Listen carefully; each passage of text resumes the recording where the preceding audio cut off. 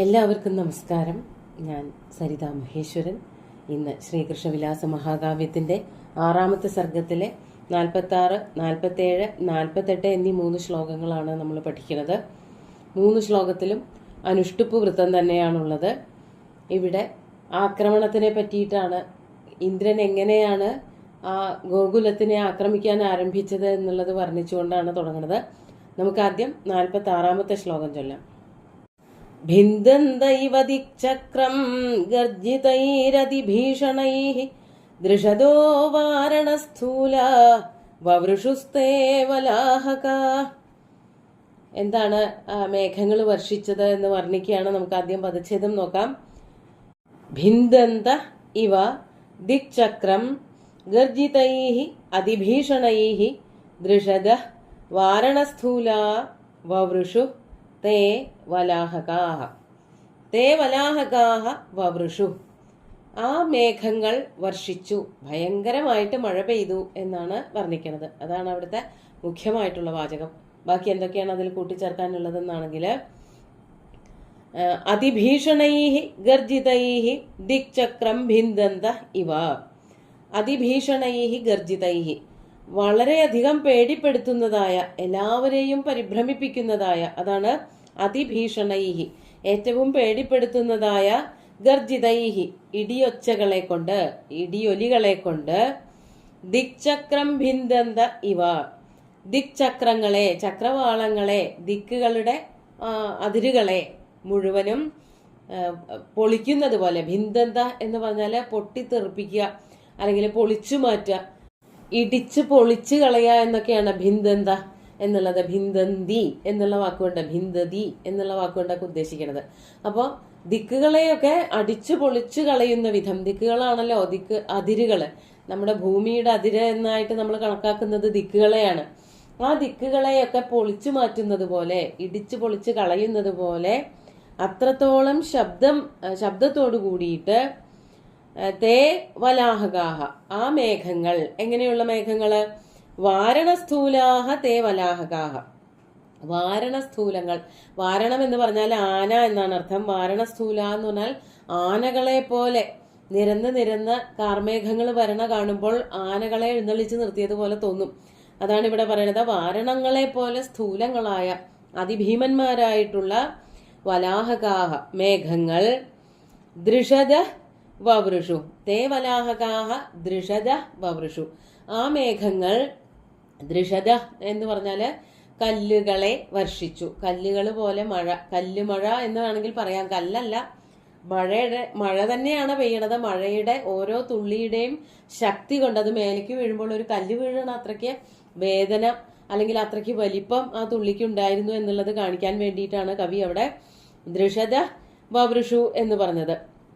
അതുപോലെ തന്നെ ദൃശദ അവിടെ കല്ല് എന്നുള്ളത് കൊണ്ട് ആലിപ്പഴം എന്നുള്ള അർത്ഥത്തിലൊക്കെ പറയാം. മഴ പെയ്യണതിന്റെ കൂട്ടത്തില് ഐസിന്റെ കഷ്ണങ്ങളൊക്കെ വന്ന് വീഴും. അത്ര തണുപ്പാവുമ്പോൾ അങ്ങനെ വന്ന് വീഴാറുണ്ട്. അങ്ങനെ ആലിപ്പഴങ്ങളായിട്ടും അല്ലെങ്കിൽ കല്ലുപോലെയുള്ള കനമുള്ള തുള്ളികളായിട്ടും ഒക്കെ കഠിനമായിട്ടുള്ള മഴ അമ്പാടിയുടെ മുകളിലൂടെ വർഷിച്ചിറങ്ങി എന്നാണ് ഇവിടെ കവി വർണ്ണിച്ചിരിക്കുന്നത്. ഏറ്റവും ഭീകരമായിട്ടുള്ള ദൃശ്യം, വെള്ളം പൊന്തി വരുമ്പോൾ എന്താണ് ഇനി ചെയ്യേണ്ടത് എന്നറിയാത്ത ഗോപന്മാര്. അതാണ് അടുത്തതായിട്ട് പറയുന്നത്. 47ാമത്തെ ശ്ലോകം നോക്കൂ. പീഡിതാനാം ശിലാവർഷൈഃ ഗോപാനാമാർത്തനിസ്വനം ആകർണ്യ ചിന്തയാമാസ ദയാലുർദേവകീസുത. നമുക്ക് ആദ്യം പദച്ഛേദം നോക്കാം. പീഡിതാനാം ശിലാവർഷൈഃ ഗോപാനാം ആർത്ത നിസ്വനം ആകർണ്യ ചിന്തയാമാസ ദയാലു ദേവകീസുത. ദയാലു ദേവകീസുത, ദയാലുവായിട്ടുള്ള, വളരെയധികം ദയവുള്ളവൻ, അതാണ് ദയാലു. ആലുച്ച് പ്രത്യയാണ്. ഗോപന്മാരോടൊക്കെ വളരെയധികം ദയവുള്ളവനായിട്ടുള്ള ആ ദേവകീസുതൻ, ദേവകിയുടെ പുത്രനായിട്ടുള്ള ശ്രീകൃഷ്ണൻ, ചിന്തയാമാസ, ആലോചിച്ചു, ഇനി എന്താ ചെയ്യേണ്ടത് എന്ന് ചിന്തിച്ചു. എപ്പോഴാണ് അങ്ങനെ ചിന്തിച്ചത് എന്നാണെങ്കിൽ, എന്തൊക്കെയോ കേട്ടിട്ട്. ആകർണ്യ ചിന്തയാമാസ, ദേവകീസുത ആകർണ്യ ചിന്തയാമാസ. എന്താണ് കേട്ടത്? എന്ത് കേട്ടപ്പോഴാണ് ഭഗവാൻ ആലോചിക്കാൻ തുടങ്ങിയത് എന്നാണെങ്കിൽ, ശിലാവർഷൈഃ പീഡിതാനാം ഗോപാനാം ആർത്തനിസ്വനം ആകർണ്യ ശിലാവർഷൈഹി പീഡിതാനാം ഗോപാനാം. പീഡിതാനാം ഗോപാനാം, പീഡിപ്പിക്കപ്പെട്ടവര്, വേദനിപ്പിക്കപ്പെട്ടവര്, അതായത് പേടിക്കുക. അതുപോലെ തന്നെ ശിലാവർഷങ്ങളാണ് നടത്തിയത്. പാറക്കല്ല് പോലെയുള്ള സാധനങ്ങളൊക്കെ വർഷിച്ചു. ഇനി അങ്ങനെ പറയാം, മഴ പെയ്യുമ്പോൾ മുകളിലുള്ള, അതായത് പർവ്വതത്തിന്റെയൊക്കെ മുകളിലുള്ളതായ വലിയ വലിയ പാറക്കഷ്ണങ്ങളൊക്കെ ഛിന്ന ഭിന്നമായിട്ട് പുറത്തേക്ക്, അതായത് മുകളിൽ നിന്ന് താഴേക്ക് ഒഴുകി വരികയൊക്കെ ചെയ്യും. അതുകൊണ്ടൊക്കെ കൂടി പേടിച്ചിട്ട് എന്നും അർത്ഥം പറയാം. മഴ പെയ്യുമ്പോൾ ഇന്നതൊക്കെ ഒഴുകി വരുള്ളൂ എന്ന് പറയാൻ പറ്റില്ലല്ലോ. അപ്പൊ ഗോവർദ്ധന പർവ്വതത്തിന്റെ അടുത്തൊക്കെ ഉള്ളതായ പാറക്കെട്ടുകള് അതൊക്കെ പൊട്ടിത്തകർന്ന് വീണ് ഇവരുടെ വീടുകളൊക്കെ നശിക്കാൻ തുടങ്ങിയപ്പോൾ അവരുടെ മേലൊക്കെ വീണ് അവരെല്ലാവരും വേദനിച്ച് നിലവിളിക്കാൻ തുടങ്ങി. അതാണ് പറയണത്, ശിലാവർഷൈഹി പീഡിതാനാം ഗോപാനാം, പാറക്കെട്ടുകളുടെ വർഷണം കൊണ്ട് അതൊക്കെ മേലു വീണിട്ടും അല്ലെങ്കിൽ മഴത്തുള്ളികൾ കൊണ്ട് വീടൊക്കെ പൊട്ടിച്ചോർന്ന് ഒലിക്കുന്നത് കൊണ്ടും പീഡിപ്പിക്കപ്പെട്ടവരായിട്ടുള്ള ഗോപാനാം, ഗോപന്മാരുടെ ആർത്തനിസ്വനമാകർണ്യ, കഠിനമായിട്ടുള്ള സങ്കടം വന്നുള്ള നിലവിളി കേട്ടിട്ട്, രക്ഷിക്കണേ രക്ഷിക്കണേ എന്ന് പറഞ്ഞിട്ടുള്ള അവരുടെ കൂട്ടക്കരച്ചിലുകൾ കേട്ടിട്ട് ദേവകീസുത, ദയാലു ദേവകീസുത ചിന്തയാമാസ, ദയാലുവായിട്ടുള്ള ദേവകീസുതൻ ഇപ്രകാരം ആലോചിച്ചു, എങ്ങനെ ഇവരെ രക്ഷിക്കാം, എന്താണ് ഇപ്പൊ ഇവിടെ നടന്നുകൊണ്ടിരിക്കുന്നത്, എന്താണ് അതിൽ നിന്ന് ഗോപന്മാരെ രക്ഷിക്കാൻ ഒരു വഴി എന്നിങ്ങനെ ഭഗവാൻ ചിന്തിച്ചു എന്നാണ് 47-ാമത്തെ ശ്ലോകത്തിൽ പറയുന്നത്. നമുക്ക് അടുത്ത ശ്ലോകം കൂടി നോക്കാം. 48-ാമത്തെ ശ്ലോകം. അഹം ഛത്രമിവോദ്ധൃത്യ ഗോവർദ്ധനമിമം ധരം പാലയാമി പരിത്രസ്താൻ വ്രജവാസി ജനാനിമാൻ. ആദ്യം പദച്ഛേദം പറയാം.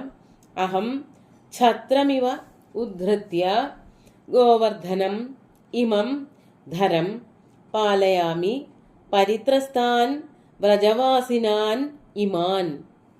എന്താണ് ചെയ്യേണ്ടത് എന്നുള്ളത് ഭഗവാന് പെട്ടെന്ന് മനസ്സിലായി. എന്താണ് ചെയ്യാൻ പോണത്? അഹം, ഞാൻ ഇപ്പോൾ തന്നെ, ഞാൻ എന്താ ചെയ്യാൻ പോണത്?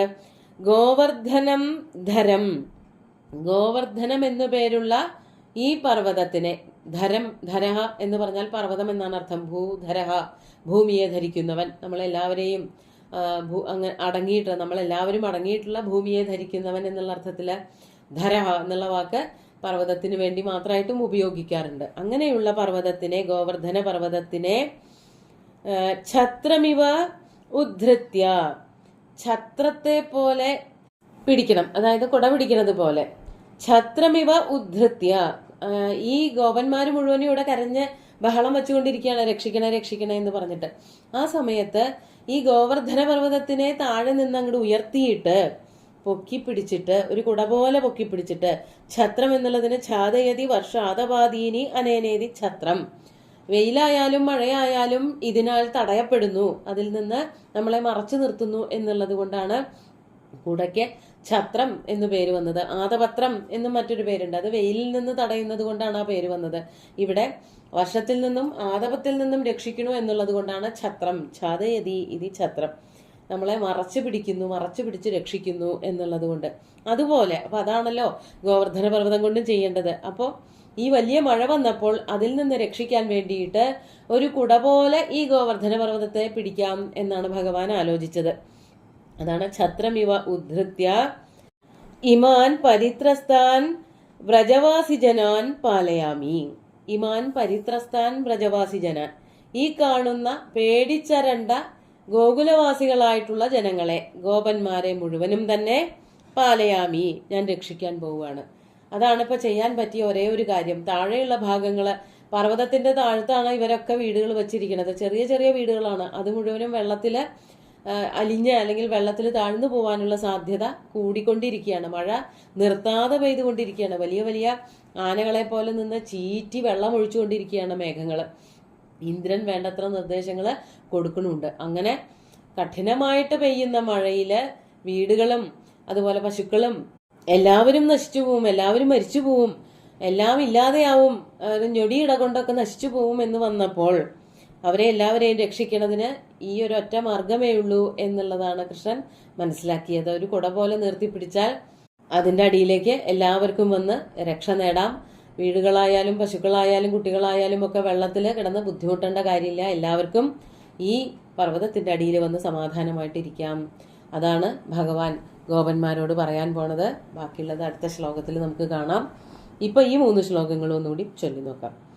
ഭിന്ദന്തൈവ ദിക്ചക്രം ഗർജിതൈരതിഭീഷണൈഃ ദൃഷദോ വാരണസ്ഥൂല വവൃഷുസ്തേ വലാഹകാഃ പീഡിതാനാം ശിലാവർഷൈർഗോപാനാമർത്തനിസ്വനം ആകർണ്യ ചിന്തയാമാസ ദയാലുർദേവകീസുത അഹം ഛത്രമിവോദ്ധൃത്യ ഗോവർദ്ധനമിമം ധരം പാലയാമി പരിത്രസ്താൻ വ്രജവാസി ജനാനിമാൻ.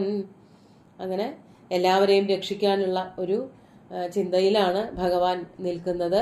സുന്ദരമായിട്ടുള്ള 3 ശ്ലോകങ്ങളും ഭഗവാന്റെ കാൽക്കൽ അർപ്പിച്ചുകൊണ്ട് ഗുരുവായൂരപ്പനെ സാഷ്ടാംഗം നമസ്കരിച്ചുകൊണ്ട് എല്ലാവർക്കും ശുഭദിനം നേർന്നു നിർത്തട്ടെ. നന്ദി.